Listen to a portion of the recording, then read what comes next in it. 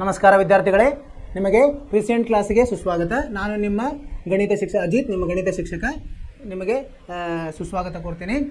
ನಾವು ನಿನ್ನೆ ತರಗತಿಯೊಳಗೆ ಏನು ಇದನ್ನು ಮಾಡ್ತಿದ್ವಿ, ಚರ್ಚಿಸಿದ್ವಿ. ಈಗ ಮೂಲಗಳ ಅವು ಹೇಗೆ ಅದರ ಸ್ವಭಾವವನ್ನು ಚರ್ಚಿಸಿದ್ವಿ. ಅದು ಹೇಗೆ? ಶೋಧಕದಿಂದ. ಶೋಧಕ ಅಂದ್ರೇನು? b² - 4ac. b² - 4ac ಸೊನ್ನೆಗಿಂತ ದೊಡ್ಡದಿತ್ತಂದರೆ ಅದಕ್ಕೆ ಭಿನ್ನವಾದ ಎರಡು ವಾಸ್ತವ ಮೂಲಗಳಿವೆ ಅಂತ ಕಲ್ತಿದ್ವಿ. ಆಮೇಲೆ ಅದು ಸೊನ್ನೆಗೆ ಸಮ ಇದ್ದರೆ ಎರಡು ಸಮನಾದ ಇದು ಇದೆ ಅಂತ, ಏನು ಅದಕ್ಕೆ ಮೂಲಗಳಿವೆ ಅಂತ. ಅದು ಸೊನ್ನೆಗಿಂತ ಕಡಿಮೆ ಇತ್ತಂದರೆ ಅದಕ್ಕೆ ವಾಸ್ತವ ಮೂಲಗಳಿಲ್ಲ ಅಂತ ಇದನ್ನು ಕಲ್ತಿದ್ವಿ. ಅದನ್ನು ಉಪಯೋಗಿಸಿ ನಾವು ಈಗ ಅಭ್ಯಾಸವನ್ನು ಮಾಡಬೇಕು. ಈಗ ಒಂದನೇ ಅಭ್ಯಾಸವನ್ನು ಮುಗಿಸಿದ್ವಿ ನಾವು. ಈಗ ಏನು ಮಾಡಬೇಕು ನಾವು? ನಿಮಗೆ 2, 3, 4, 5 ಅಭ್ಯಾಸವನ್ನು ಮಾಡಲಿಕ್ಕೆ ಹೇಳಿದ್ದೆ. ನೀವು ಮನೆಗೆಲಸ ಮಾಡಿರ್ಬೋದು, ಮಾಡಿದ್ರೆ ಪ್ರಯತ್ನ ಅಂಕರ್ ಮಾಡಿರ್ತೀರಿ. ಸೊ ನೀವು ಬಂದಿರಲಿ ಬರಲಾಗಿರಲಿ ಅದೇನು ಮುಖ್ಯ ಅಲ್ಲ, ನೀವು ಪ್ರಯತ್ನ ಮಾಡೋದು ಮುಖ್ಯ. ಸೊ ಈಗ ಅದನ್ನು ಪರೀಕ್ಷಿಸೋಣ, ನಾವು ಮಾಡಿ ಸರಿ ಇದೆಯೋ ಅಲ್ಲ.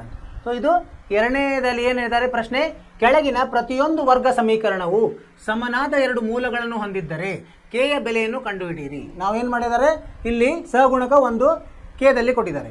ಆಮೇಲೆ ಅವರು ಒಂದು ಇದನ್ನು ಹೇಳಿದ್ದಾರೆ, ಏನು ಇಲ್ಲಿ ಒಂದು ಕಂಡೀಷನ್, ಏನು ಸಮವಾದ ಎರಡು ಮೂಲಗಳು ಅಂದರೆ ಶೋಧಕ 0 ಇದೆ ಅಂತ. ಅದನ್ನು ಉಪಯೋಗಿಸಬೇಕು. ಸೊ ಅದನ್ನು ಉಪಯೋಗಿಸಿ ನಾವು ಲೆಕ್ಕ ಮಾಡೋಣ.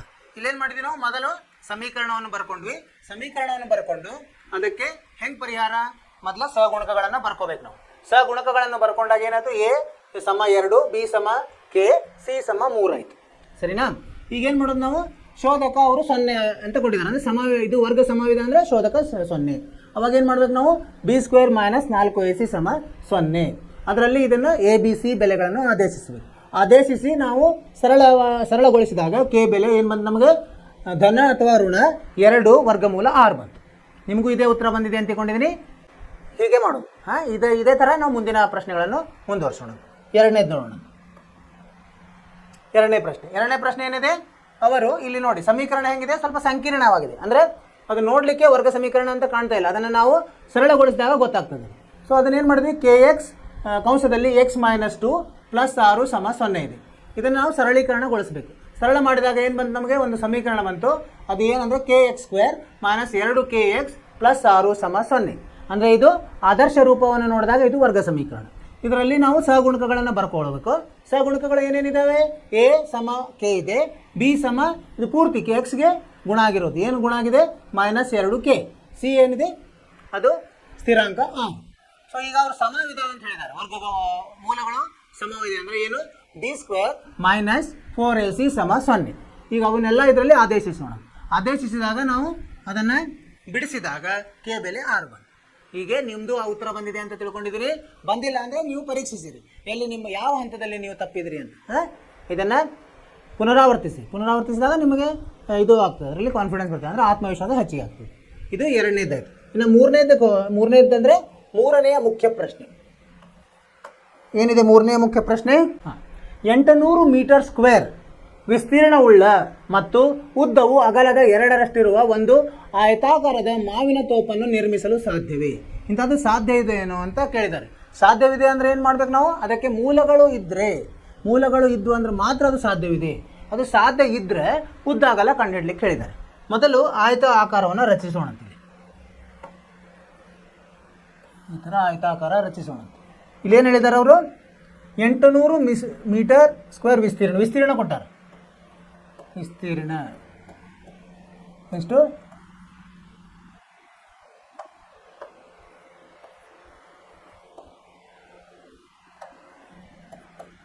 800 ಮೀಟರ್ ಸ್ಕ್ವೇರ್.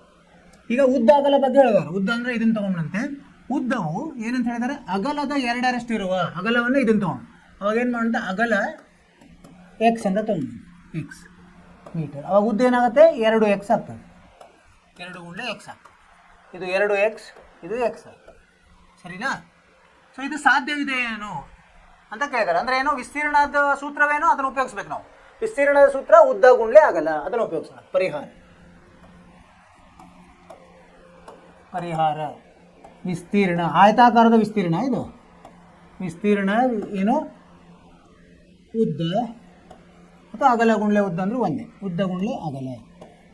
ಇದನ್ನು ಆದೇಶಿಸೋಣ. ಇಲ್ಲೆಲ್ಲ ಇದೆಯಲ್ಲ, 800 ಸಮ ಉದ್ದ ಎಷ್ಟಿದೆ?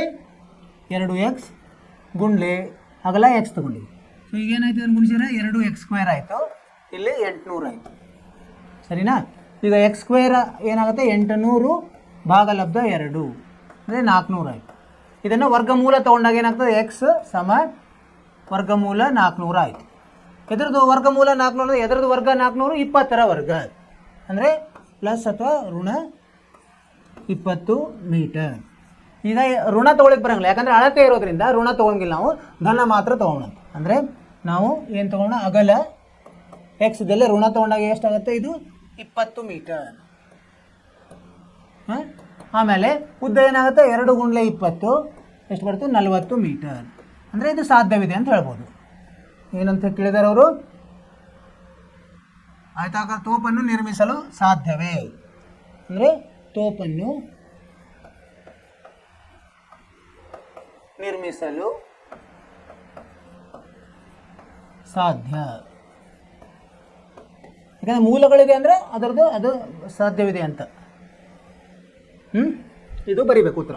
ಬರೋದು ಅಗಲವನ್ನು ನಾವು ಎಕ್ಸ್ ತೊಗೊಂಡಿದ್ವಿ, ಅದು ಎಕ್ಸ್ದಲ್ಲಿ 20, ಧನ 20 ತೊಗೋಬೇಕು. ಅಂದರೆ ಅಳತೆ ಇರೋದ್ರಿಂದ ಋಣ ತೊಗೋಬಾರ್ದು, ಧನ 20. ಉದ್ದ 2 ಪಟ್ಟು ಅಂದರೆ 2x, ಅದು ಎಷ್ಟಾಯ್ತು 20 × 2, 2 × 20 40 ಮೀಟರ್ ಆಗುತ್ತೆ. ಈಗ ತಾಳೆ ನೋಡಿರಿ, ತಾಳೆಯನ್ನು ವಿಸ್ತೀರ್ಣ ಎಷ್ಟಾಗ್ತದೆ, ಈಗ ಉದ್ದ ಗುಂಡ್ಲೆ ಅಗಲ ಮಾಡಿದರೆ 20 × 40 800 ಬರ್ತದೆ. ಸರಿಯಾಗಿದೆ, ನಮ್ಮದು ಲೆಕ್ಕ ಸರಿಯಾಗಿದೆ. ತಾಳೆನೂ ನೋಡ್ದಂಗೆ ಆಯಿತು ಮತ್ತು ಉತ್ತರನೂ ಸರಿಯಾಗಿದೆ. ನಮ್ಮ ಮಾಡಿರೋ ಪದ್ಧತಿ ಸರಿಯಾಗಿದೆ. ನಿಮ್ಮದು ಇದೇ ಬಂದಿದೆ ಅಂತ ನನಗೆ ಆತ್ಮವಿಶ್ವಾಸ ಇದೆ. ಸರಿನಾ?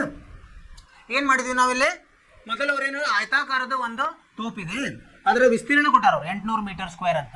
ಆಮೇಲೆ ಇನ್ನೊಂದೇನು ಕರಾರು ಹೇಳಿದ್ದಾರೆ ಅವರು, ಉದ್ದವು ಅಗಲದ 2ರಷ್ಟಿದೆ. ಈ ಥರ ನಮಗೆ ಮಾಡ್ಲಿಕ್ಕೆ ಸಾಧ್ಯನಾ ಅಂತ ಕೇಳಿದ್ದಾರೆ. ಅದಕ್ಕೆ ನಾವೇನು ಮಾಡಿದ್ವಿ, ಅದಕ್ಕೆ ಒಂದು ವರ್ಗ ಸಮೀಕರಣ ಮಾಡ್ಕೊಂಡ್ವಿ. ವರ್ಗ ಸಮೀಕರಣ ಮಾಡಿಕೊಂಡು ಮೂಲಗಳು ಬಂದರೆ ಮಾತ್ರ ಅದು ಸಾಧ್ಯ ಇದೆ, ಮೂಲಗಳು ಬರಲಿಲ್ಲ ಅಂದರೆ ಅದು ಸಾಧ್ಯವಿಲ್ಲ. ಸೊ ಇಲ್ಲಿ ನಮಗೆ ಮೂಲ ಬಂತು, ಇಲ್ಲಿ ಮೂಲ ಬಂತಂದರೆ ಇದು ಸಾಧ್ಯವಿದೆ ಅಂತ ಹೇಳ್ಬೋದು. ಸರಿನಾ? ಇಷ್ಟು. ಈಗ ಇದರಿಂದ ಮುಂದ್ಗಡೆ ಹೋಗೋಣಂತ. ನಾಲ್ಕನೆಯ ಮುಖ್ಯ ಪ್ರಶ್ನೆ ಏನಂತ ಕೊಟ್ಟಿದ್ದಾರೆ, ಪ್ರಶ್ನೆ ಓದೋಣಂತೆ. ಕೆಳಗೆ ಸೂಚಿಸಿರುವಂತಹ ಸನ್ನಿವೇಶವು ಇರಲು ಸಾಧ್ಯವೇ? ಏನಂದರೆ ಸನ್ನಿವೇಶ, ಹಾಗಿದ್ದರೆ ಅವರ ಈಗಿನ ವಯಸ್ಸುಗಳನ್ನು ನಿರ್ಧರಿಸಿ. ಸನ್ನಿವೇಶ ಸಾಧ್ಯ ಇದ್ದರೆ ಅವ್ರದ್ದೇನು ಮಾಡ್ಬೇಕು, ನಾವು ವಯಸ್ಸನ್ನು ಕಂಡುಹಿಡಿಯಿರಿ ಅಂತ ಹೇಳ್ತಾರೆ. ಇಬ್ಬರು ಸ್ನೇಹಿತರ ವಯಸ್ಸುಗಳ ಮೊತ್ತವು 20 ವರ್ಷಗಳಾಗಿವೆ. ಇಬ್ಬರು ಸ್ನೇಹಿತರಿದ್ದಾರೆ. 4 ವರ್ಷಗಳ ಹಿಂದೆ ಅವರ ವಯಸ್ಸುಗಳ ಗುಣಲಬ್ಧ 48 ವರ್ಷಗಳಾಗಿತ್ತು. ಈ ಸಂದರ್ಭ ಸಾಧ್ಯ ಇದೆಯಾ ಅಂತ ನೋಡ್ರಿ ಅಂತ ಹೇಳಿದ್ದಾರೆ. ಬರ್ಕೊಂಬಂತೆ ಏನು ಕೊಟ್ಟಿದ್ದಾರೆ ಅವರು, ಇಬ್ಬರು ಸ್ನೇಹಿತರ ವಯಸ್ಸುಗಳ ಮೊತ್ತ, ಇಬ್ಬರು ಸ್ನೇಹಿತರ ವಯಸ್ಸುಗಳ ಮೊತ್ತ ಅಂದರೆ ಇಬ್ಬರು ವಯಸ್ಸನ್ನು ಸೇರಿಸಿದ್ರೆ ವಯಸ್ಸುಗಳ ಮೊತ್ತ ಎಷ್ಟಂತ ಹೇಳಿದ್ದಾರೆ ಅವರು, 20 ವರ್ಷ. 20 ವರ್ಷ ಅಂದರೆ ನಾವೇನೀಗ ಅದಕ್ಕೆ ಇಬ್ಬರದು ಗೊತ್ತಿಲ್ಲ, ನಾವೇನು ಮಾಡೋದು ಒಬ್ಬರದು ಎಕ್ಸ್ ಅಂತ ತಗೊಂಡಂತೆ. ಅದಕ್ಕೆ ನಾವೇನಂತ ಪರಿಹಾರದಲ್ಲಿ ಏನು ಬರೋಣಂತೆ, ಒಬ್ಬರ ವಯಸ್ಸು ಏನಿರಲಿ ಎಕ್ಸ್ ಇರಲಿ. ಸೊ ಈ ಮೊತ್ತ 20 ಇರಬೇಕಾದ್ರೆ ಇನ್ನೊಬ್ಬರ ವಯಸ್ಸು ಏನಾಗ್ತದೆ, ಇನ್ನೊಬ್ಬರ ವಯಸ್ಸು 20ರಲ್ಲಿ ಇದನ್ನು ಕಳೆದು ಬಿಟ್ರೆ ಆಯಿತು. 20 ಋಣ ಎಕ್ಸು ಆಗುತ್ತೆ, ಇಷ್ಟು ವರ್ಷ. ಆಮೇಲೆ ಇನ್ನೊಂದೇನು ಹೇಳಿದ್ದಾರೆ ಅವರು, 4 ವರ್ಷಗಳ ಹಿಂದೆ, 4 ವರ್ಷಗಳ ಹಿಂದೆ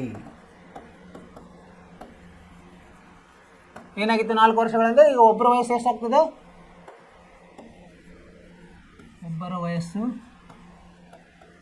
ಒಬ್ಬನ ವಯಸ್ಸು 4 ವರ್ಷದಿಂದ ಎಕ್ಸ್ -4 ಇರ್ತದೆ ಅಲ್ವಾ. ಈಗ ಎಕ್ಸ್ ಇದ್ದರೆ 4 ವರ್ಷದಿಂದ ಏನಿರ್ತದೆ, ಎಕ್ಸ್ ಋಣ 4 ಇರ್ತದೆ. ಇನ್ನೊಬ್ಬರ ವಯಸ್ಸು ಈಗ ಸದ್ಯಕ್ಕೆ ಏನಿದೆಯಲ್ಲ ಅದರದ್ದು ಋಣ 4 ಮಾಡಬೇಕು. 20 ಋಣ ಎಕ್ಸು ಋಣ 4 ಅಂದರೆ ಅದನ್ನು ಬಿಡಿಸಿದಾಗ 20ರಲ್ಲಿ 4 ಅಂದರೆ 16 ಋಣ ಎಕ್ಸ್ ಆಗುತ್ತೆ. ಸರಿನಾ? ಇದು ಒಬ್ಬರದು, ಇದು ಇನ್ನೊಬ್ಬರದು. ಅದು ಇನ್ನೊಂದೇನು ಹೇಳಿದ್ದಾರೆ, 4 ವರ್ಷಗಳ ಹಿಂದೆ ಅವರ ವಯಸ್ಸು ಗುಣಲಬ್ಧ 48. ಏನಾಯಿತು, ಈಗೇನು ಗುಣಲಬ್ಧ ಎಕ್ಸ್ -4, ಇನ್ನೊಂದು 16 - ಎಕ್ಸು ಸಮ ಎಷ್ಟಂತ ಹೇಳಿದ್ದಾರೆ ಅವರು, 48 ಇದಂತ ಹೇಳಿದ್ದಾರೆ. ಈಗ ಇದನ್ನು ವರ್ಗ ಸಮೀಕರಣ ಮಾಡೋಣ. ಮಾಡಿದರೆ ಏನು ಬರ್ತದೆ, ಬಿಡಿಸೋಣಂತೆ. ಎಕ್ಸ್ ಗುಂಡ್ಲೆ 16 16 ಎಕ್ಸ್, ಆಮೇಲೆ ಎಕ್ಸ್ ಗುಂಡ್ಲೆ ಋಣ ಎಕ್ಸ್ ಋಣ ಎಕ್ಸ್ ಸ್ಕ್ವೇರ್ ಋಣ 64, ಆಮೇಲೆ ಧನ 4 ಎಕ್ಸ್. ಈಗ 48 ಈ ಕಡೆ ತೊಗೊಂಬಂತ ಋಣ 48 ಸಮ 0 ಆಯಿತು. ಈಗ ಏನಾಯಿತು ಋಣ ಎಕ್ಸ್ ಸ್ಕ್ವೇರ್ 16 ಎಕ್ಸ್ ಮತ್ತು 4 ಎಕ್ಸ್ ಸೇರಿಸಿದ್ರೆ ಎಷ್ಟಾಗುತ್ತೆ 20 ಎಕ್ಸ್. ಆಮೇಲೆ ಇದು 64ರಲ್ಲಿ 48 ಸೇರಿಸಿದ್ರೆ ಎಷ್ಟಾಗ್ತದೆ 112 ಋಣ 112 ಆಗ್ತದೆ ಸಮ 0. ಇದನ್ನು ಋಣ 1ರಿಂದ ಗುಣಿಸಿ ಎಕ್ಸ್ ಸ್ಕ್ವೇರನ್ನು ಧನ ಮಾಡೋಣ. ಎಕ್ಸ್ ಸ್ಕ್ವೇರ್ ಋಣ 20 ಎಕ್ಸ್ ಧನ 112 ಸಮ 0.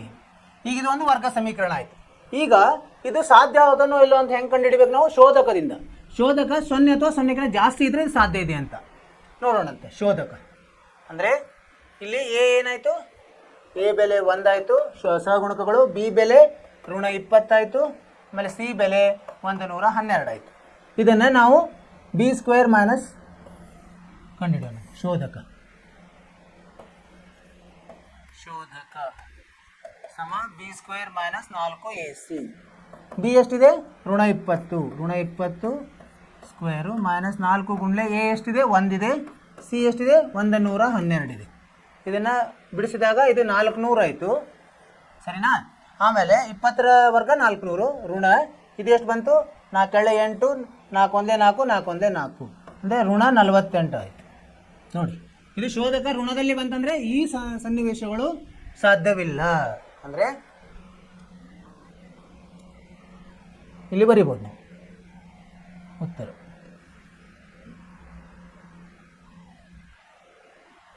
ಬಿ ಸ್ಕ್ವೇರ್ ಮೈನಸ್ 4ac ಇದು 0ಗಿಂತ ಕಡಿಮೆ ಇರೋದ್ರಿಂದ ಈ ಸನ್ನಿವೇಶ ಏನು ಹೇಳಿದ್ದಾರೆ ಅವರು, ಸಾಧ್ಯ ಹೋದಾದರೆ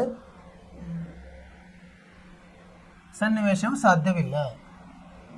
ದತ್ತ ಸನ್ನಿವೇಶ ಸಾಧ್ಯವಿಲ್ಲ. ಉತ್ತರ ಬರಿಬೇಕು ನಾವು.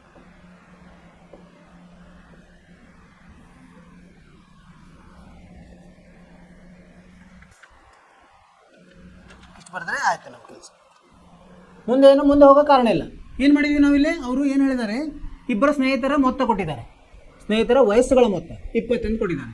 ಆಮೇಲೆ ನಾವು ಅದರಿಂದ ಏನು ಮಾಡಿದ್ವಿ, ನಾವು ಒಬ್ಬರ ವಯಸ್ಸು ಎಕ್ಸ್ ಇರಲಿ ಅಂತ ತಗೊಂಡ್ವಿ. ಈ ಮೇಲಿಂದ ಉಪಯೋಗಿಸಿ ಇನ್ನೊಬ್ಬರ ವಯಸ್ಸು 20 ಮೈನಸ್ ಎಕ್ಸ್ ಆಯಿತು, ಸರಿನಾ?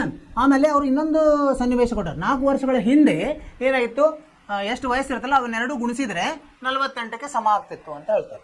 ಸೊ ಅವಾಗೇನಾಯಿತು, ಒಂದನೇ ಒಂದು ವಯಸ್ಸು ಏನಾಯಿತು ಎಕ್ಸ್ ಋಣ 4 ಆಯಿತು, ಎರಡನೇದು ಒಂದು 20 ಮೈನಸ್ ಎಕ್ಸ್ ಮೈನಸ್ 4 ಆಯಿತು. ಯಾಕಂದರೆ ಈಗ 20 ಮೈನಸ್ ಎಕ್ಸ್ ಇರೋದ್ರಿಂದ 4 ವರ್ಷಗಳಿಂದ 20 ಮೈನಸ್ ಎಕ್ಸ್ ಮೈನಸ್ 4 ಆಯಿತು. ಆಮೇಲೆ ಅದನ್ನು ಸರಳ ಮಾಡಿದಾಗ 16 ಋಣ ಎಕ್ಸ್ ಆಯಿತು. ಈಗ ಗುಣಲಬ್ಧ ಮಾಡ್ಕೊಂಬಿಡೋಣ. ಅವರು ಹೇಳಿದ ಕರಾರು ಪ್ರಕಾರ ಎಕ್ಸ್ ಋಣ 4 ಗುಣಲಬ್ಧ 16 ಋಣ ಎಕ್ಸ್ ಸಮ ಎಷ್ಟು 48ಕ್ಕೆ. ಅದನ್ನು ಬಿಡಿಸಿದಾಗ ನಮಗೊಂದು ವರ್ಗ ಸಮೀಕರಣ ಬಂತು. ಈ ವರ್ಗ ಸಮೀಕರಣದ ಶೋಧಕವನ್ನು ನಾವು ಪರೀಕ್ಷಿಸಿದಾಗ ಇಲ್ಲಿ ಪರೀಕ್ಷಿಸಿದ್ವಿ, ಅದೆಷ್ಟು ಬಂತು, ಋಣ ಬಂತು, ಋಣ 48. ಸೊ ಋಣ 48 ಅಂದ್ರೇನು, ಇದಕ್ಕೆ ವಾಸ್ತವವಾದ ವರ್ಗಮೂಲಗಳಿಲ್ಲ ಅಂತ ಅರ್ಥ ಆಯಿತು. ಹೀಗಾಗಿ ಈಗೇನು ಅವ್ರು ಕೊಟ್ಟಿದ್ರಲ್ಲ ಏನು ದತ್ತ ಅಂದ್ರೆ ಕೊಟ್ಟಿರೋ ಸನ್ನಿವೇಶ ಸಾಧ್ಯವಿಲ್ಲ ಅಂತ ಬರೆದಿದ್ವಿ. ಅರ್ಥವಾಯಿತು ವಿದ್ಯಾರ್ಥಿಗಳೇ? ನಿಮಗೂ ಹೀಗೆ ಬಂದಿದೆ ಅಂತ ತಿಳ್ಕೊಂಡಿದ್ದೀನಿ, ಸರಿನಾ? Very good. ಮುಂದೆ ಹೋಗೋಣಂತೆ. 5ನೇ ಪ್ರಶ್ನೆ. 5ನೇ ಪ್ರಶ್ನೆ ಓದೋಣಂತೆ. ಸುತ್ತಳತೆ 80 ಮೀಟರ್. ಸುತ್ತಳತೆ ಅಂದ್ರೇನು, ಎಲ್ಲ ಬಾವುಗಳನ್ನು ಕೂಡಿಸಿದಾಗ ಸುತ್ತಳತೆ 80 ಮೀಟರ್ ಮತ್ತು ವಿಸ್ತೀರ್ಣ 400 ಮೀಟರ್ ಸ್ಕ್ವೇರ್ ಇರುವ ಒಂದು ಆಯತಾಕಾರದ ಉದ್ಯಾನವನವನ್ನು ನಿರ್ಮಿಸಲು ಸಾಧ್ಯವೇ? ಹೌದಾದರೆ ಅದರ ಉದ್ದ ಮತ್ತು ಅಗಲಗಳನ್ನು ಕಂಡುಹಿಡಿಯಿರಿ. ಮೊದಲೇ ನೋಡೋಣಂತೆ. ಶೋಧಕವನ್ನು ಕಂಡುಹಿಡಿದು ಮೊದಲೇ ವರ್ಗ ಸಮೀಕರಣ ಮಾಡಬೇಕು ಇದಕ್ಕೆ. ಅದರಿಂದ ಶೋಧಕವನ್ನು ನೋಡಿ, ಅದಕ್ಕೆ ಶೋಧಕದ ಉತ್ತರ ಏನು ಬರಬೇಕು ನಮಗೆ, 0 ಅಥವಾ 0ಕ್ಕಿಂತ ಜಾಸ್ತಿ ಬಂದರೆ ಈ ಸನ್ನಿವೇಶ ಸಾಧ್ಯ ಇದೆ ಅಂತ ಬರೀಬೋದು. ಸಾಧ್ಯ ಇದ್ದರೆ ಉದ್ದ ಅಗಲ ಕಂಡುಹಿಡೋಣ. ಮೊದಲು ಆಯತಾಕಾರವನ್ನು ರಚಿಸೋಣ ನಾವು.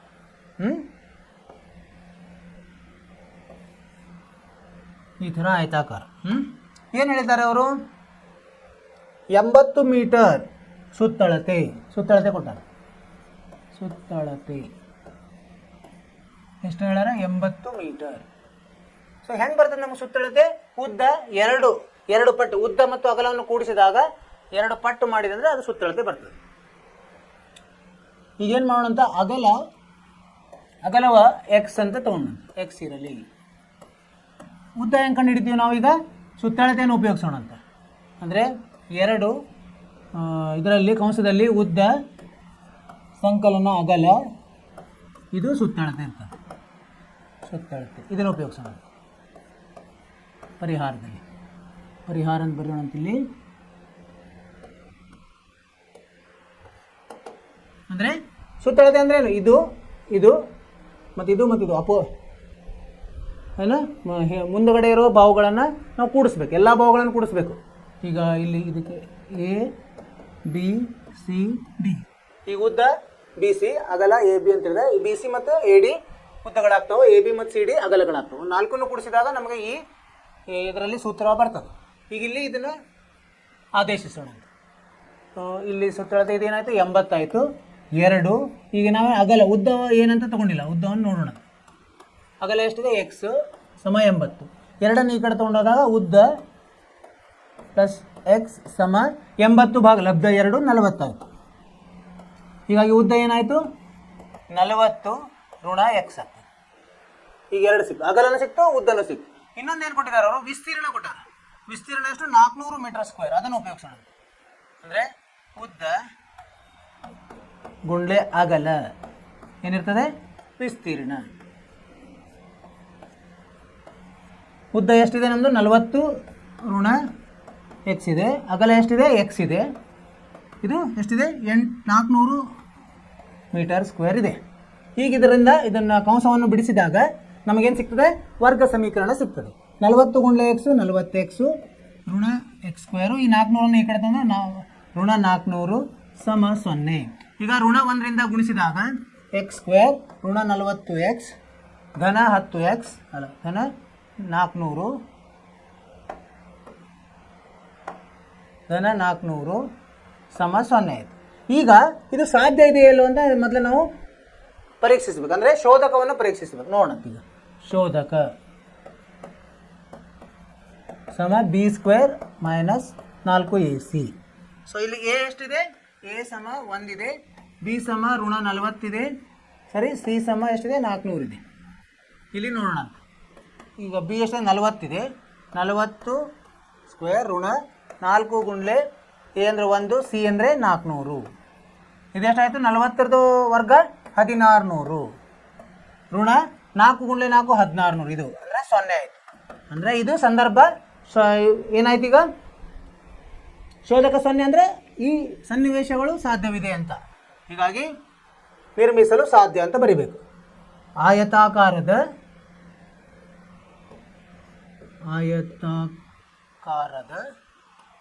ಇದೇನದು ಉದ್ಯಾನವನ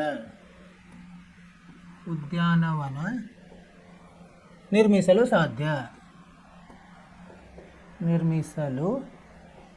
ಸಾಧ್ಯವಿದೆ ಅಂತ ಬರಿಬೇಕು.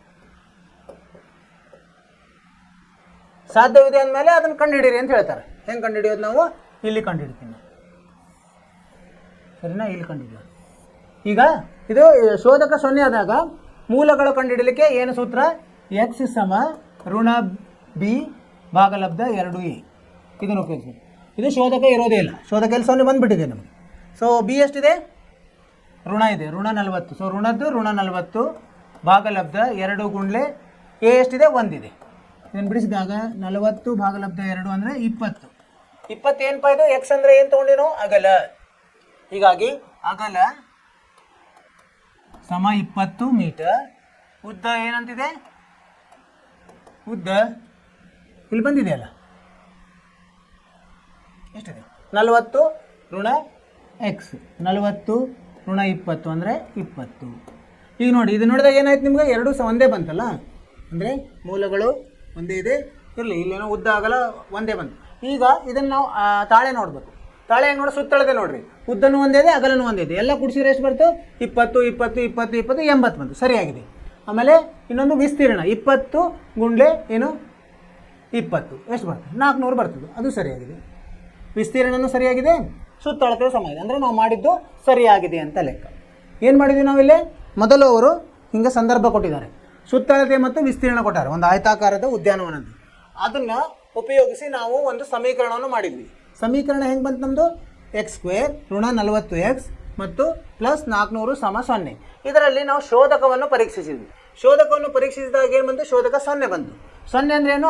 ಅದು ಸಾಧ್ಯತೆ ಇದೆ ಅಂತ. ಸಾಧ್ಯತೆ ಇದೆ ಅಂದಮೇಲೆ ಅವನ್ನ ನಾವು ಏನು ಮೂಲಗಳನ್ನು ಕಂಡುಹಿಡಿದ್ವಿ ಈ ಸೂತ್ರದಿಂದ. ಋಣ b/2a ಅದನ್ನು ಮಾಡಿದಾಗ ಅಗಲ ಮೊದಲು ಬಂತು, ಅಗಲ 20 ಮೀಟರ್. ಉದ್ದದಲ್ಲಿ ಅದನ್ನು ಹಾಕಿದಾಗ 40 - x ಹಾಕಿದಾಗ ನಮಗೆ ಉದ್ದವು ಬಂತು. ಅದನ್ನು ತಾಳೆ ಸದೇ ನೋಡಿದ್ವಿ ನಾವು. ತಾಳೆ ನೋಡಿದಾಗೂ ಸರಿಯಾಗಿದೆ, ಅಂದರೆ ನಾವು ಮಾಡಿರೋದು ಸರಿಯಾಗಿದೆ. ಅರ್ಥವಾಯಿತು ವಿದ್ಯಾರ್ಥಿಗಳೇ? ಇದೇ ಥರ ಮಾಡಬೇಕು. ಆಮೇಲೆ ನೀವು ಸದೇ ಇದ್ರ ಉತ್ತರ ಬಂದಿದೆ ಅಂತ ತಿಳ್ಕೊಂಡು ನೀವು ಪ್ರಯತ್ನ ಮಾಡಿದ್ರಲ್ಲ, ಹೀಗೆ ಉತ್ತರ ಬಂದಿದೆ ಅಂತ ತಿಳ್ಕೊಂಡಿದ್ದೀನಿ. ಬಂದಿರಲಿಲ್ಲ ಅಂದರೂ ಏನು ಕಾಳಜಿ ಮಾಡಬೇಡಿ. ಇದಕ್ಕೆ ನೋಡಿರಿ, ಯಾವ ಹಂತದಲ್ಲಿ ನೀವು ತಪ್ಪಿದಿರಿ ಅದನ್ನು ಸುಧಾರಿಸ್ಕೊಡ್ರಿ. ಸರಿನಾ? ಇಲ್ಲಿವರೆಗೆ ಏನಾಯಿತು? ನಾವು ಪೂರ್ತಿ ಅಭ್ಯಾಸವನ್ನು ಮುಗಿಸಿದ್ವಿ.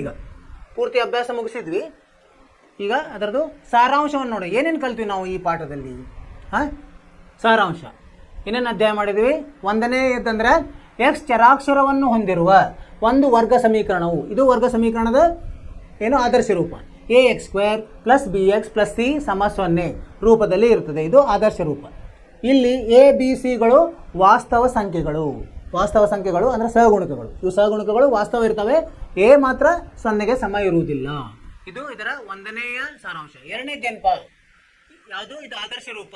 ax² + bx + c = 0 ಸಮೀಕರಣದಲ್ಲಿ ಒಂದು ವಾಸ್ತವ ಸಂಖ್ಯೆ ಅಲ್ಫಾಗೆ, ಅಂದರೆ a ಬೆಲೆ, ಈಗ x ಬೆಲೆಯಲ್ಲಿ ಅಲ್ಫಾ ಹಾಕಿದ್ರೆ ಅಂತ ತಿಳ್ಕೊಳ್ಳಿ, ಅದು ವಾಸ್ತವ ಸಂಖ್ಯೆ.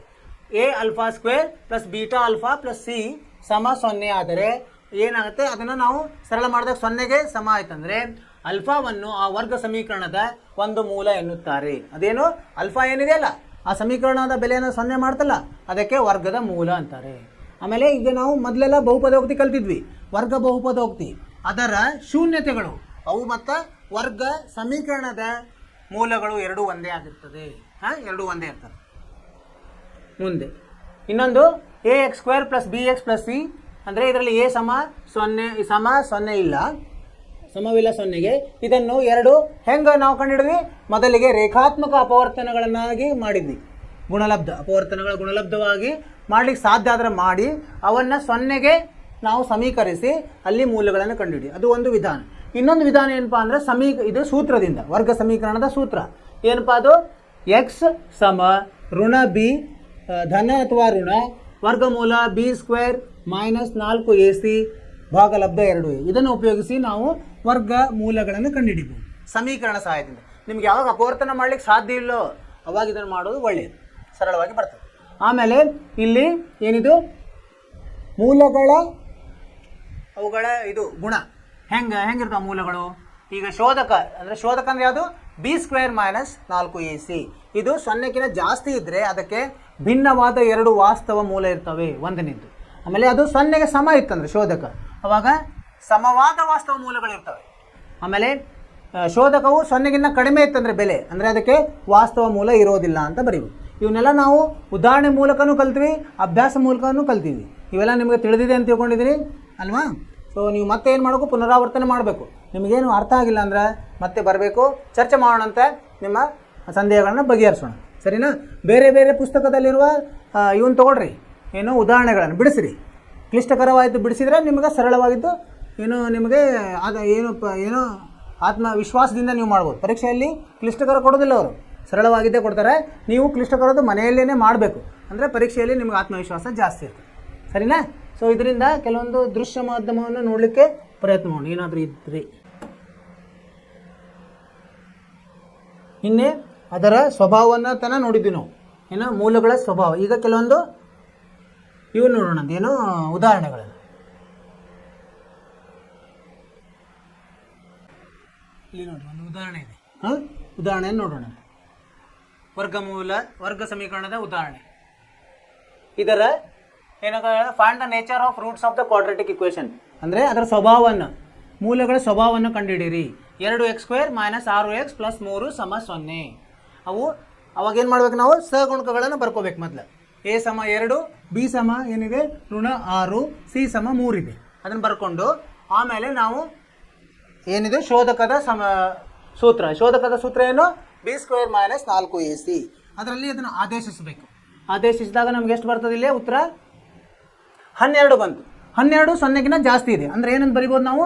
ಇದಕ್ಕೆ ವಾಸ್ತವ ಮೂಲಗಳು, ಭಿನ್ನವಾದ ವಾಸ್ತವ ಮೂಲಗಳಿವೆ ಅಂತ ಬರೀಬೇಕು ಉತ್ತರ. ಅರ್ಥ ಆಯಿತು? ನೀವು ಇದನ್ನು ಬರ್ಕೊಂಡು ಮನೆಯಲ್ಲಿ ಟ್ರೈ ಮಾಡಿ. ಅದಾದಮೇಲೆ ವಾಸ್ತವ ಮೂಲಗಳಿದ್ದರೆ ಇದ್ದ ಮೇಲೆ ಸೂತ್ರಗಳನ್ನು ಆಧರಿಸಿ ಸೂತ್ರಗಳನ್ನು ತೆಗೆದುಕೊಂಡು ನಾವು ಮೂಲವನ್ನು ಕಂಡುಹಿಡಿದ್ವಿ. ಏನು ಸೂತ್ರ?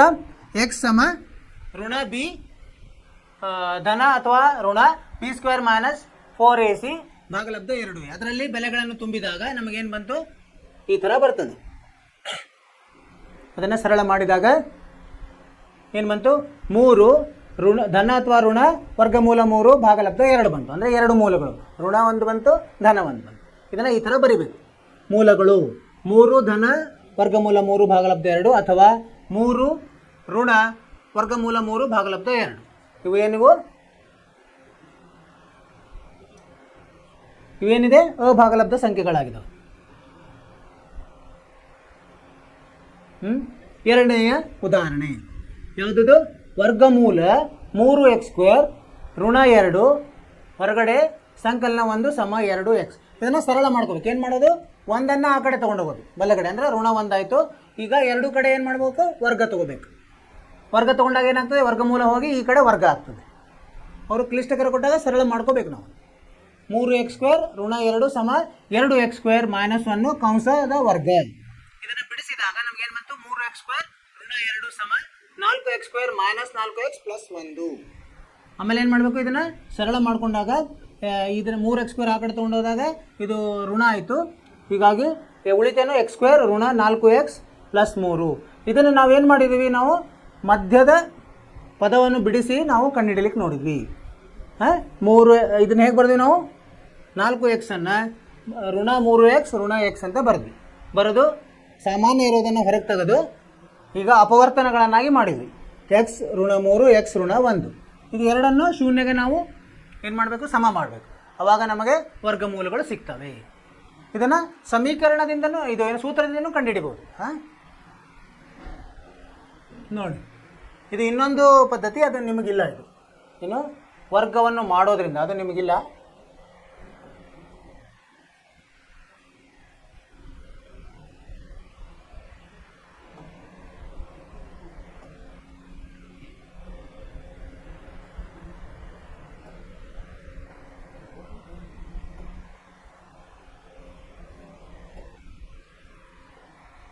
ಸೂತ್ರ ಮತ್ತು ಅಪವರ್ತನ ಮಾಡೋದು ಮಾತ್ರ ನಿಮಗಿದೆ, ಈ ಮಾಡೋದಿಲ್ಲ ನೀವು. ಈ ವಿಧಾನ ಇಲ್ಲ ಮೂಲಗಳನ್ನು ಮಾಡೋದು. ನಿಮಗೆ ಮೊದಲೇದಿತ್ತಲ್ಲ ಅದು ಅಷ್ಟೇ ಇದೆ. ಅರ್ಥವಾಯ್ತಲ್ಲ ನಿಮಗದು? ಅದೇ ಥರ ಮಾಡೋದು. ಈಗ ಇನ್ನೊಂದು ನೋಡೋಣಂತೆ. ಉತ್ತರ ಎರಡಕ್ಕೂ ಒಂದೇ ಬರ್ತದೆ.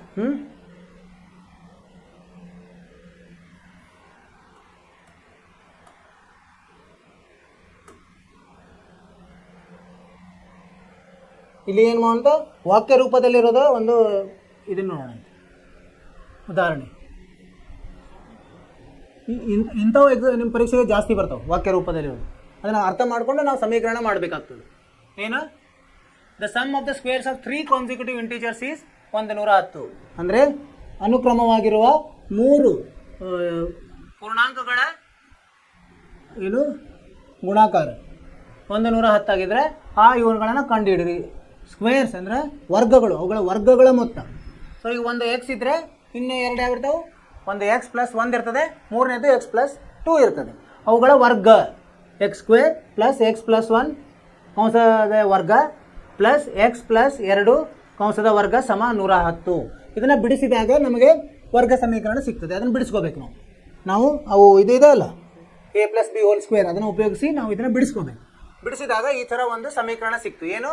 3x² ಪ್ಲಸ್ 6x ಋಣ 105 ಸಮ 0 ವರ್ಗ ಸಮೀಕರಣ. ಇದನ್ನು ಸೂತ್ರದ ಆಧಾರದಿಂದ ನಾವು ಕಂಡುಹಿಡಿತಾ ಇದ್ದೀವಿ. ಸೂತ್ರ ಗೊತ್ತಿದೆ ಅಲ್ಲ ನಿಮ್ಗೆ? Minus B plus or minus ವರ್ಗಮೂಲ b² ಮೈನಸ್ 4ac ಭಾಗಲಬ್ಧ 2a. ಅದನ್ನು ಉಪಯೋಗಿಸಿ ನಾವು ಇದನ್ನು ಮೂಲಗಳನ್ನು ಕಂಡುಹಿಡಿದ್ವಿ. ಮೂಲಗಳನ್ನು ಕಂಡುಹಿಡಿದಾಗ ಏನು ಬಂತು ನಮಗಿಲ್ಲಿ ಉತ್ತರ? ಋಣ 6 ಧನ ಅಥವಾ ಋಣ ವರ್ಗಮೂಲ 1296 ಭಾಗಲಬ್ಧ 6. ಇದು ಎದರ ವರ್ಗಮೂಲ? 36ರ ವರ್ಗಮೂಲ. ಇದನ್ನು ಎರಡಾಗಿ 2 ಮೂಲಗಳನ್ನು ನಾವು ಮಾಡ್ಕೋಬೋದು. ಅವಾಗೇನು ಬಂತು? ಋಣ 6 ಧನ 36 ಭಾಗಲಬ್ಧ 6 ಅಥವಾ ಋಣ 6 ಋಣ 36 ಭಾಗಲಬ್ಧ 6. ಇದನ್ನು ಬಿಡಿಸಿದಾಗ 30 ಭಾಗಲಬ್ಧ 6 ಋಣ 42 ಭಾಗಲಬ್ಧ 6 ಅಂದರೆ 5 ಅಥವಾ ಋಣ 7 ಉತ್ತರ ಬಂತು. ಅರ್ಥವಾಯಿತು? ಸರಳವಾಗಿದೆ. ಆವಾಗ ಇದನ್ನು 3 ಅಂಕಿಗಳನ್ನು ಕಂಡುಹಿಡಿಯೋದು. ಈಗ ಎಕ್ಸ್ ಬಂತು, ಇನ್ನು ಎರಡನೇ ಅಂಕಿ ಏನಿರ್ತದೆ ಎಕ್ಸ್ ಪ್ಲಸ್ 1 ಇರ್ತದೆ. ಅಂದರೆ 5 ತೊಗೊಂಡಾಗ ಅವ್ರು ಏನು ಹೇಳಿದ್ದಾರೆ 3 5 ತೊಗೊಂಡ್ರೆ ಅಂದರೆ ಇನ್ನೊಂದು ಎಷ್ಟು ಇರ್ತದೆ 6 ಇರ್ತದೆ. ಆಮೇಲೆ ಇನ್ನೊಂದು 7 ಇರ್ತದೆ. 5 6 7. ಅಥವಾ ಋಣ ತೊಗೊಂಡ್ರೆ ಅಂದರೆ ಇನ್ನೊಂದು ಋಣ 7 ತೊಗೊಂಡ್ರಿ ಅದು ಹಿಂಗೆ ಋಣ 7 ಋಣ 6 ಋಣ 5 2 ಥರ ಆನ್ಸರ್ ಉತ್ತರ ಬರ್ತದೆ ನಿಮ್ಗೆ. 5 6 7 ಅಥವಾ ಋಣ 7 ಋಣ 6 ಋಣ 5. ಅರ್ಥವಾಯ್ತು ಹುಡುಗರೆ? Very good. ಇನ್ನೊಂದಿದೆ, ಇನ್ನೊಂದು ಉದಾಹರಣೆ ಏನಪ್ಪ ಅಂದರೆ the product of the digits of 2 digit number. ಒಂದು ಸಂಖ್ಯೆಯ ಅಂಕೆಗಳ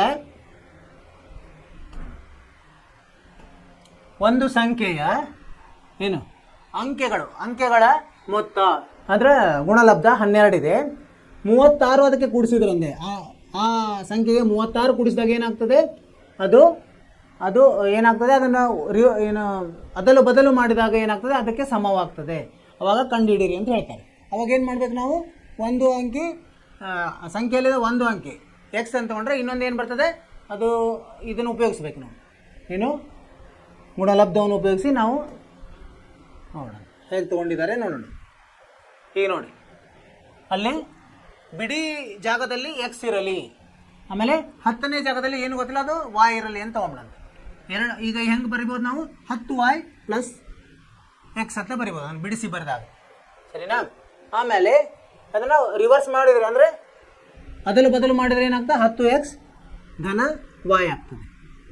ಈಗ ಏನಾಯ್ತು, ಈಗ ಅವ್ರು ಹೇಳಿದ್ರೆ ಗುಣಲಬ್ಧ ಅಂದರೆ ಎಕ್ಸ್ ಗುಂಡ್ಲೆ y ಎಷ್ಟಿದೆ 12 ಅಂತಿದೆ. ಸೊ ಇದನ್ನು ಉಪಯೋಗಿಸಿ ಈ ಸಮೀಕರಣದಲ್ಲಿ ಹಾಕಿದಾಗ ನಮಗೆ ಒಂದೇ ಚರಾಕ್ಷರದಲ್ಲಿ ಸಮೀಕರಣ ಬರ್ತದೆ ಈ ಥರ. ಇಲ್ಲಿ ನೋಡಿ, ಈಗ ವಾಯು ಎಕ್ಸ್ದಲ್ಲಿ ತೊಗೊಂಡು ಅದನ್ನು ನಾವು ಇದೇ ಸಮೀಕರಣದಲ್ಲಿ ಹಾಕಿದಾಗ ಈ ಸಮೀಕರಣದಲ್ಲಿ ಹಾಕಿದಾಗ ಏನು ಬಂತು ಎಕ್ಸ್ ಗುಂಡ್ಲೆ ಎಕ್ಸ್ ಋಣ 4 ಸಮ 12. ಈಗ ಇದು ಒಂದು ಸಮೀಕರಣವಾಗಿ ಬಂತು, ವರ್ಗ ಸಮೀಕರಣ ಒಂದೇ ಚರಾಕ್ಷರದಲ್ಲಿ. ಅದನ್ನು ನಾವು ಬಿಡಿಸೋಣ. ಈಗ ಬಿಡಿಸಿದಾಗ ಏನಾಗ್ತದೆ ಈ ಥರ ಮಧ್ಯದ ಇದನ್ನು ಪದವನ್ನು ವಿಭಾಗಿಸಿ ನಾವು ಕಂಡುಹಿಡಲಿಕ್ಕೆ ಪ್ರಯತ್ನ ಮಾಡಲಿಕ್ಕೆ. ಆವಾಗ ಅಪವರ್ತನಗಳಾದವು ಏನು ಎಕ್ಸ್ ಋಣ 6 ಮತ್ತು ಎಕ್ಸ್ ಧನ 2 ಆಯಿತು, 2 ಅಪವರ್ತನಗಳು. ಅದನ್ನೇ 0ಗೆ ಸಮ ಮಾಡೋದು. ಮಾಡಿದಾಗ ನಮಗೆ ವರ್ಗಮೂಲ ಬರ್ತದೆ. ಏನು ವರ್ಗಮೂಲ ಬಂತು? ಎಕ್ಸ್ ಸಮ 6 ಎಕ್ಸ್ ಋಣ 6 ಸಮ 0 ಅಂದರೆ ಎಕ್ಸ್ ಬೆಲೆಯಲ್ಲಿ 6 ಬಂತು, ಋಣ 2 ಬಂತು. ಈಗ ನಾವು ಅದು ಸ್ಥಾನದಲ್ಲಿರೋದು 6 ಅಂತ ತೊಗೊಂಡ್ಬಿಡೋದು. ಅದು ಏನಿರುತ್ತೆ ಅಂಕೆಗಳು ಸಂಖ್ಯೆಯಲ್ಲಿ ಅಂಕೆಗಳು ಋಣ ಇರೋದಿಲ್ಲ, ಎಲ್ಲ ಸೇರಿ ಋಣ ಇರ್ತದೆ, ಅದು ಬೇರೆ ಒಂದೊಂದೇ ಋಣ ಇರಲ್ಲ. ಅದಕ್ಕೆ ನಾವೇನು ತೊಗೋಬೇಕು ಧನ 6 ತೊಗೊಳ್ಳೋದು. ಧನ 6 ತೊಗೊಂಡಾಗ ವಾಯ್ ಬೆಲೆ ಎಷ್ಟಾಗ್ತದೆ 2 ಆಗ್ತದೆ. ಅಂದರೆ ನಿಮ್ಮ ಸಂಖ್ಯೆ ಏನಾಯ್ತು ಈಗ XY 10y ಪ್ಲಸ್ ಎಕ್ಸ್ ಅಂದರೆ ಏನಾಯಿತು 26 ಆಯಿತು. ಅಂದರೆ ಮೂಲ ಸಂಖ್ಯೆ ಏನಾಗ್ತದೆ 62 ಆಗ್ತದೆ. ಮೂಲ ಬೆಲೆ ಅಂದರೆ ಮೂಲ ಬೆಲೆ ಇದನ್ನು ತೊಗೊಂಡಿವಿ ನಾವು 10y ಪ್ಲಸ್ ಎಕ್ಸ್ ಅಂದರೆ 26 ನಿಮ್ಮ ಮೂಲ ಬೆಲೆ, ಸರಿನಾ? ಈ ಥರ ಮಾಡೋದು. ಇವನ್ನ ನಾವು ಚೆನ್ನಾಗಿ ಓದ್ಕೋಬೇಕು. ಓದ್ಕೊಂಡು ಏನು ಅವ್ರು ಕೊಟ್ಟಿದ್ದಾರೆ ಸಂದರ್ಭವನ್ನು ನಾವು ಸರಿಯಾಗಿ ವರ್ಗ ಸಮೀಕರಣಕ್ಕೆ ಮಾಡೋದರಲ್ಲಿ ನಾವು ನಿಸ್ಸೀಮರಾಗಬೇಕು. ಅಂದರೆ ಜಾಸ್ತಿ ಉದಾಹರಣೆಗಳನ್ನು ಬಿಡಿಸ್ಬೇಕಾಗ್ತದೆ. ಮುಂದೋಗೋಣಂತೆ.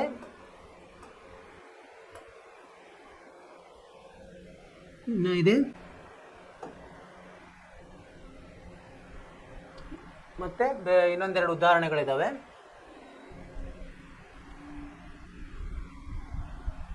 ನೋಡಿ, ಮೂರನೆಯ ಉದಾಹರಣೆ ಏನಂತ ಕೊಟ್ಟಿದ್ದಾರೆ, ವಿಸ್ತೀರ್ಣ ಕೊಟ್ಟಿದ್ದಾರೆ. ಒಂದು ನಾವು ಇದನ್ನು ಮಾಡಿದ್ವಿ, ಒಂದು ಆಯತಾಕಾರದ ವಿಸ್ತೀರ್ಣ 260 ಮೀಟರ್ ಸ್ಕ್ವೇರ್ ಇದೆ. ಆಮೇಲೆ ಅದರ ಉದ್ದವು ಏನಂತ ಹೇಳಿದ್ದಾರೆ, its length been 5 metre less and the breadth 2 metre more ಇದ್ದರೆ, ಅಂದರೆ ಮೊದಲಿಗೆ ನಾವೇನು ತೊಗೋಬೇಕು ಉದ್ದ ಅಗಲ ತೊಗೋಬೇಕು 2 ಚರ ಕಡಿಮೆ ಇದ್ದರೆ ಅಂತ ಹೇಳ್ತಾರೆ. ಉದ್ದ 5 ಮೀಟರ್ ಕಡಿಮೆ ಇದ್ದು ಮತ್ತು ಅಗಲ 2 ಮೀಟರ್ ಉದ್ದ ಜಾಸ್ತಿ ಇದ್ದರೆ ಅವಾಗ ಏನಾಗ್ತಿತ್ತು, ಅದು ಏನಾಗ್ತಿತ್ತು ಸ್ಕ್ವೇರ್ ಅಂದರೆ ವರ್ಗ ಆಗ್ತಿತ್ತು. ಆಮೇಲೆ ಏನು ಹೇಳಿದರು, ಅದರ ಸುತ್ತಳತೆಯನ್ನು ಕಂಡುಹಿಡಿಯಿರಿ ಅಂತ ಹೇಳಿದ್ದಾರೆ. ಇದನ್ನು ಉಪಯೋಗಿಸಿ ನಾವು ಸಮೀಕರಣ ಮಾಡ್ಕೊಳ್ಳೋಣ. ಈಗ ಮೊದಲು ಊಹೆ ಮಾಡೋಣ. ಏನು ಊಹೆ ಮಾಡೋದು? ಅದರ ವಿಸ್ತೀರ್ಣದ ಸೂತ್ರ ಏನು? ಉದ್ದ ಗುಂಡ್ಲೆ ಅಗಲ. ಈ ಥರ ಇರ್ತದೆ. ಉದ್ದ ಏನು ಮಾಡೋಣ ಅಂತ ಎಕ್ಸ್ ಮೀಟರು, ಅಗಲವನ್ನು ವಾಯ್ ಮೀಟರ್ ತೊಗೊಳೋದು. ಕಡಿಮೆ ಇದ್ದರೆ ಉದ್ದ ಎಷ್ಟು 5 ಕಡಿಮೆ ಇದ್ದರೆ ಅಂದರೆ ಎಕ್ಸ್ ಋಣ 5, ಅಗಲ 2 ಜಾಸ್ತಿ ಇದ್ದರೆ ವಾಯ್ ಘನ 2 ಮೀಟರ್ ಇದ್ದರೆ ಏನಾಗ್ತಿತ್ತು. ಈಗ ಅವರು ಮೊದಲು ಏನಿದೆ ಪ್ರಾರಂಭದಲ್ಲಿ 260 ಮೀಟರ್ ಇದೆ, ಅವೆರಡು ಒಂದೇ ಇದ್ರೆ ಅಂದರೆ ಏನಾಗ್ತಿದೆ ಎಕ್ಸ್ ಋಣ 5 ಸಮ ವಾಯ್ ಧನ 2. ಯಾಕಂದರೆ ವರ್ಗದಲ್ಲಿ ಎಲ್ಲ ಭಾವಗಳು ಒಂದೇ ಇರ್ತದೆ, ಅದನ್ನು ಉಪಯೋಗ ತೊಗೊಳ್ಳೋದಿಲ್ಲ. ಎಕ್ಸ್ ಋಣ 5 ಸಮ ವಾಯ್ ಧನ 2. ಇಲ್ಲಿ ಒಂದು ಇದು ಬರ್ತದೆ ಅವಕ್ಕೆ ಸಂಬಂಧ ಬರ್ತದೆ ಎಕ್ಸ್ ಮತ್ತು ವಾಯ್. ಎಕ್ಸ್ ಸಮ ವಾಯ್ ಸಂಕಲನ 7 ಇದೊಂದು ಸಂಬಂಧ. ಇದನ್ನು ನಾವು ಇದರಲ್ಲಿ ಹಾಕ್ಬೋದು. ಎಕ್ಸ್ ಇದ್ದಲ್ಲಿ ಅದನ್ನು ಹಾಕಿದಾಗ ವಾಯ್ ಪ್ಲಸ್ 7 ಅಂದರೆ ಆದೇಶಿಸಿದಾಗ ನಮಗೊಂದು ವಾಯ್ದಲ್ಲಿ ವರ್ಗ ಸಮೀಕರಣ ಬರ್ತದೆ. ಅದನ್ನು ಬಿಡಿಸೋದು ನೀವು ಹೇಗಾದರೂ ಬಿಡಿಸ್ಬೋದು, ಸೂತ್ರದಿಂದ ಆದರೂ ಬಿಡಿಸ್ಬೋದು, ಅಥವಾ ನೀವು ಅದನ್ನು ಅಪವರ್ತಿಸಿ ಮಧ್ಯದ ಪದವನ್ನು ಅಪವರ್ತಿಸಿನೂ ಬಿಡಿಸ್ಬೋದು. ನಾವೇನು ಮಾಡಿದ್ವಿ, ಈಗ ಮಧ್ಯದ ಪದವನ್ನು ಅಪವರ್ತಿಸಿ ಬಿಡಿಸ್ಲಿಕ್ಕೆ ಪ್ರಯತ್ನ ಮಾಡಿದ್ವಿ. ಆವಾಗ 2 ಅಪವರ್ತನಗಳು ಬಂತು. ಏನು ಅಪವರ್ತನಗಳು? Y plus 20 y minus 13. ಈಗ ವಾಯ್ ಪ್ಲಸ್ 20 0 ಮಾಡಿದಾಗ ವಾಯ್ ಬೆಲೆ ಋಣ ಬರ್ತದೆ. ಸೊ ಋಣ ಬೆಲೆ ಈಗ ಸುತ್ತಳತೆಗೆ ಸಂಬಂಧ ಇಲ್ಲ, ಅಂದರೆ ಆಯತಕ್ಕೆ ಧನ ಮಾತ್ರ ತೊಗೊಂಡಂತೆ. ಯಾವುದು 13 ಅಂತ ತೊಗೊಂಡಾಗ ಈಗ ವಾಯ್ 13 ಆದರೆ ಎಕ್ಸ್ ಬೆಲೆ ಇಲ್ಲಿ ಕಂಡು ಹಿಡಿಬೋದು. ಏನು ಬರ್ತದೆ, ಎಕ್ಸ್ ವಾಯ್ ಪ್ಲಸ್ 7 ಇದೆ ಅಂದರೆ 20. ಈಗ ಸುತ್ತಳತೆ ಕಂಡು ಹಿಡಿಯಬಹುದು. 2 ಇದರಲ್ಲಿ ಕಂಸದಲ್ಲಿ 13 ಪ್ಲಸ್ 20 ಎಷ್ಟು ಬರ್ತು? 13 ಪ್ಲಸ್ 20 ಅಂದರೆ 33 ಗುಂಡ್ಲೆ 2 66 ನಮ್ಮದು ಸುತ್ತಳತೆ ಬರ್ತದೆ. ಇಲ್ಲಿ ನೋಡಿ 66. ಅರ್ಥವಾಯ್ತು ನಿಮಗೆ? ಸರಳವಾಗಿದೆ. ಏನಂದರೆ ವಾಕ್ಯವನ್ನು ಗಣಿತಕ್ಕೆ ನಾವು ಬದಲಿ ಮಾಡೋದೇ ಅದೇ ನಮಗೆ ಮುಖ್ಯ ಕೆಲಸ. ಇನ್ನೊಂದು ಪ್ರಶ್ನೆ ಇದೆ. ಏನಿದೆ ಇಲ್ಲಿ? ಒಂದು ರೈಲಿನ ವೇಗ ಏನಿದೆ ಅದು ಎಕ್ಸ್ ಕಿಲೋಮೀಟರ್ ಪ್ರತಿ ಗಂಟೆಗೆ ವೇಗ ಇದೆ. ಅಂದರೆ ಎಷ್ಟು ದೂರ ಹೋಗಬೇಕದು? 600 ಕಿಲೋಮೀಟರ್ ದೂರ ಹೋಗಲಿಕ್ಕೆ ಅದರದ ವೇಗ ಅಂದರೆ ಅದರದ್ದು ಜವವು 20 ಜಾಸ್ತಿ ಇದ್ದರೆ ಅದೇನಾಗ್ತಿತ್ತು? ಜಾಸ್ತಿ ಇದ್ದರೆ ಏನಾಗ್ತದೆ? ಕಾಲ ಕಡಿಮೆ ಆಗ್ತದೆ, 5 ಗಂಟೆ ಕಡಿಮೆ ತಗೋತಿತ್ತು. ಸೊ ಹೀಗಾಗಿ ನಾವು ಏನು ಬರೀಲಿಕ್ಕೆ ಹೇಳಿದ್ದಾರೆ ಅವರು? ಸಮೀಕರಣ ಎಕ್ಸ್ದಲ್ಲಿ ಬರೀರಿ, ಆಮೇಲೆ ಅದರ ಜವವನ್ನು ಕಂಡುಹಿಡಿಯಿರಿ. ನೋಡೋಣ ಹೆಂಗೆ ಮಾಡೋದು.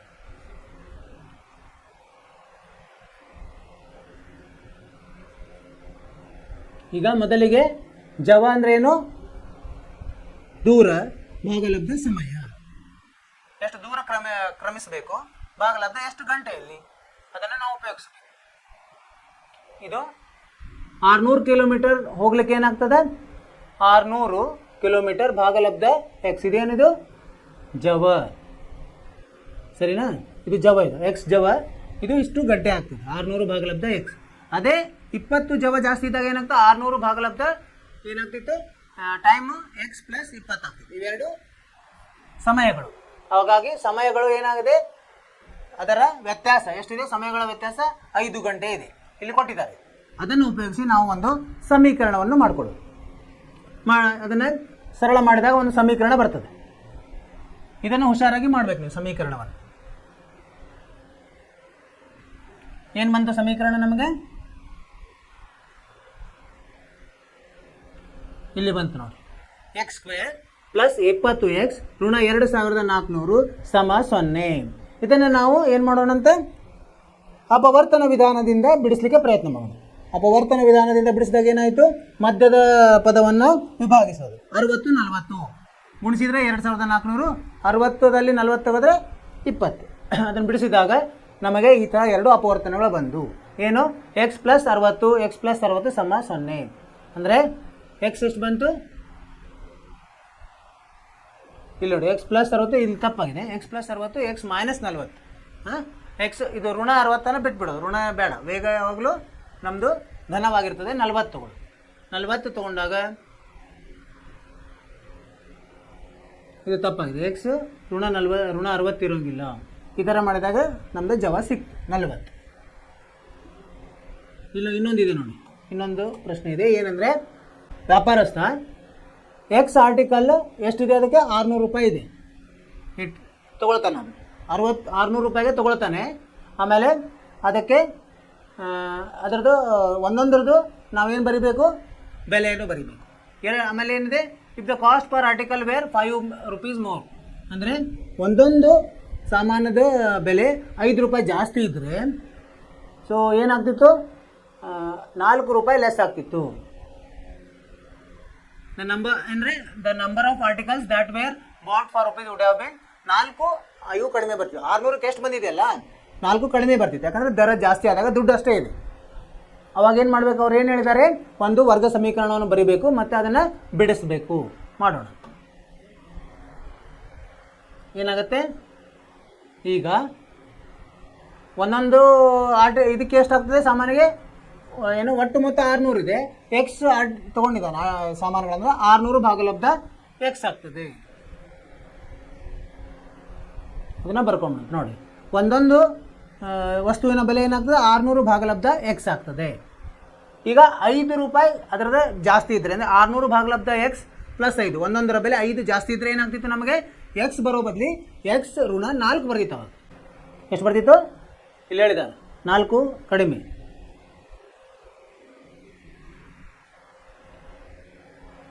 ಎಕ್ಸ್ ಋಣ 4 ಇದು ಅದಕ್ಕೆ ಸಮ ಇರ್ತದೆ, 600 ಭಾಗಲಬ್ಧ ಇದರದು ಒಂದೊಂದರ ಬೆಲೆದು ಸಮ ಎಕ್ಸ್ ಮೈನಸ್ 4 ಆಗ್ತದೆ. ಸೊ ಅದನ್ನು ಬಿಡಿಸಿದಾಗ ನಮಗೆ ಒಂದು ವರ್ಗ ಸಮೀಕರಣ ಸಿಗ್ತದೆ. ಎಲ್ಲಿ ಅದು ವರ್ಗ ಸಮೀಕರಣ ಯಾವುದಂದರೆ,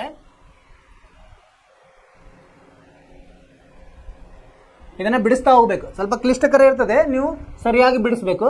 ಕೊನೆಗೆ ನಿಮಗೆ ಒಂದು ವರ್ಗ ಸಮೀಕರಣ ಬರ್ತದೆ. ಏನು ವರ್ಗ ಸಮೀಕರಣ, ಋಣ 5x² ಭಾಗಲಬ್ಧ 600 ಪ್ಲಸ್ 5x ಸಮ ಋಣ 4.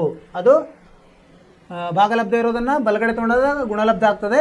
ಅದನ್ನು ಬಿಡಿಸ್ತಾ ಹೋದ ಋಣ 5x² ಸಮ ಋಣ 4 ಕಂಸದಲ್ಲಿ 600 ಪ್ಲಸ್ 5x. ಇದನ್ನು ಬಿಡಿಸಿದಾಗ ಈ ಥರ ಒಂದು ವರ್ಗ ಸಮೀಕರಣ ಬಂತು. 5x² minus 20x minus 2400. ಈಗ ಇದರಲ್ಲಿ ಏನು ಕಾಮನ್ ಇದೆ, 5 ಏನಿದೆ ಸಾಮಾನ್ಯ ಇದೆ. ಅದನ್ನು 5ರಿಂದ ಭಾಗಿಸಿದಾಗ ನಮಗೆ ಈ ಸಮೀಕರಣ ಬಂತು. x² ಋಣ 4x ಋಣ 480 ಸಮ 0.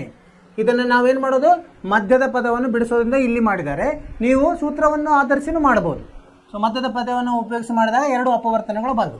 ಏನೇನು ಅಪವರ್ತನ, ಎಕ್ಸ್ ಋಣ 24 ಎಕ್ಸ್ ಧನ 20 ಸಮ 0. ಇಲ್ಲಿ ಇದನ್ನು 0ಗೆ ಸಮ ಮಾಡಿದಾಗ ಎಕ್ಸ್ ಬೆಲೆ 24 ಅಥವಾ ಎಕ್ಸ್ ಬೆಲೆ ಋಣ 20 ಬಂತು. ಋಣಾಂಕಾರ ಇರೋದಿಲ್ಲ, ಬೆಲೆ ಘನ ಮಾತ್ರ ತಗೋಬೇಕು. ಹಾಗಾಗಿ ಎಕ್ಸ್ ಬೆಲೆ 24 ಸರಿಯಾದ ಉತ್ತರ. ಒಂದೊಂದು ಸಾಮಾನಿನ ಬೆಲೆ 24, ಅದೇ ಸರಿಯಾದ ಉತ್ತರ. ಇಲ್ಲಿದೆ ನೋಡಿ, ಅರ್ಥವಾಯಿತು. ಇಂಥ ಕ್ಲಿಷ್ಟಕರ ಅನ್ನಿಸ್ತದೆ. ನೀವು ಮಾಡ್ತಾ ಮಾಡ್ತಾ ಹೋದಂಗೆ ನಿಮಗೆ ರೂಢಿ ಆಗ್ತದೆ, ಸರಳವಾಗ್ತದೆ.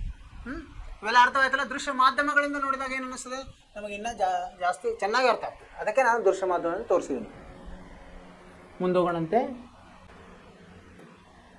ಸೊ ಇಲ್ಲಿವರೆಗೆ ನಾವೇನು ಮಾಡಿದ್ವಿ, ಅಭ್ಯಾಸವನ್ನು ಮುಗಿಸಿದ್ವಿ. ನಾವು 4.3 ಅಭ್ಯಾಸವನ್ನು ಮುಗಿಸಿದ್ವಿ, ಅದು ಸಾರಾಂಶವನ್ನು ನೋಡಿದ್ವಿ. ಸೊ ನಿಮ್ಮದು ಏನು ಮನೆ ಕೆಲಸ ಅಂದರೆ ಈ ಅಭ್ಯಾಸವನ್ನು ಮತ್ತೆ ಮಾಡೋದು, ನೀವು ಪೂರ್ತಿ ಮಾಡೋದು. ಅದರ ಯಾವ ಹಂತದಲ್ಲಿ ನೀವು ನಿಮಗೆ ತಡೆ ಆಗ್ತದೆ ಅದನ್ನು ಉತ್ತರಕ್ಕೆ ಇದನ್ನು ಮಾಡಬೇಕು. ನಾವು ಮಾಡಿರೋ ಇಲ್ಲಿ ಇದು ಇದೆಯಲ್ಲ ಎಲ್ಲ ಉತ್ತರಗಳು, ಇದನ್ನು ನಿಮ್ಮದಕ್ಕೆ ಪರೀಕ್ಷಿಸಿರಿ, ನಿಮಗೆ ಹೋಲಿಕೆ ಮಾಡ್ಕೊರಿ ನೀವು ಮಾಡಿರೋದಕ್ಕೆ. ಸೊ ನಿಮ್ಮದು ಸರಿ ಬಂದರೆ ತುಂಬ ಚೆನ್ನಾಗಿದೆ, ಧನ್ಯವಾದಗಳು. ತಪ್ಪಿದಂದರೂ ಏನೂ ಸಮಸ್ಯೆ ಇಲ್ಲ. ನೀವೇನು ಮಾಡಬೇಕು, ಅದನ್ನು ಎಲ್ಲಿ ತಪ್ಪಿದೆ ನಾನು ಅದನ್ನೆಲ್ಲ ನೋಡ್ತಾ ಇರಬೇಕು. ನೋಡಿದರೆ ನಿಮಗೆ ಸರಿಯಾಗಿ ಬರ್ತದೆ. ಇದನ್ನು ಪುನರಾವರ್ತನೆ ಜಾಸ್ತಿ ಮಾಡೋದ್ರಿಂದ ಏನಾಗ್ತದೆ, ನಿಮಗೆ ಚೆನ್ನಾಗಿ ರೂಢಿ ಆಗ್ತದೆ. ಆಮೇಲೆ ನೀವು ಇದರಲ್ಲಿ ಏನಾಗ್ತಾರೆ, ನಿಸ್ಸೀಮರಾಗ್ತೀರಿ. ಪರೀಕ್ಷೆಯಲ್ಲಿ ನಿಮಗೆ ಆತ್ಮವಿಶ್ವಾಸ ಜಾಸ್ತಿ ಆಗ್ತದೆ.